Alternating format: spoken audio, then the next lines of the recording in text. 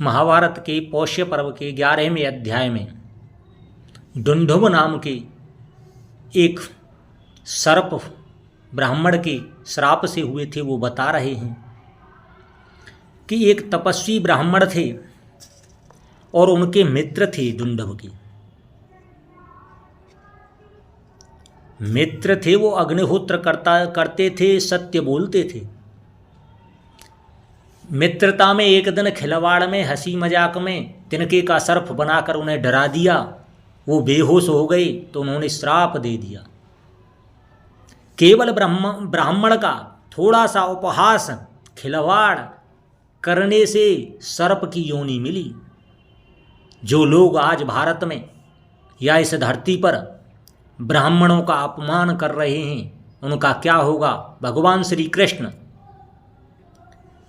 श्री कृष्ण के बच्चों ने ब्राह्मणों के उपहास किया कि साम्मुख इसके पुत्र होगा या बेटी होगी, तो उन्होंने कहा कुल का नाश करने वाला मूसल होगा।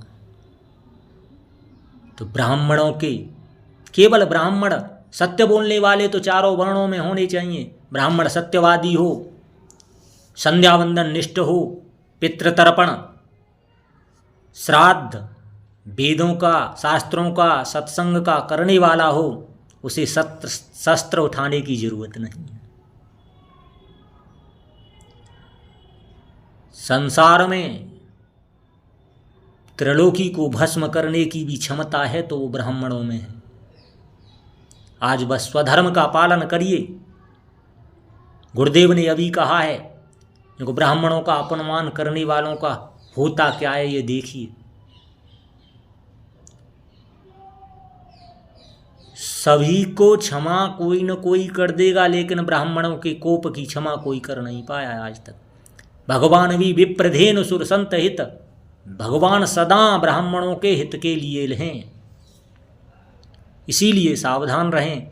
ब्राह्मण होकर भी दूसरे ब्राह्मण का अपमान मत करो। जाति से ब्राह्मण हो, ब्राह्मणोचित कर्म हो, ब्रह्म विद्या का जानकार हो और ब्रह्म को प्राप्त करने की जिसमें क्षमता हो, वो होता है ब्राह्मण। केवल ब्राह्मण जाति से हो गए, न जनेऊ है, न तिलक है, न चोटी है, न संध्या है, फिर क्या ब्राह्मण रहे? उभय लोक निज हाथ डसावें। तो इसीलिए ब्राह्मण बनो। क्षत्रिय हैं, क्षत्रिय बनो। क्षत्रिय अर्जुन संध्या करते थे युद्ध छोड़कर, वैसे संध्या करते थे।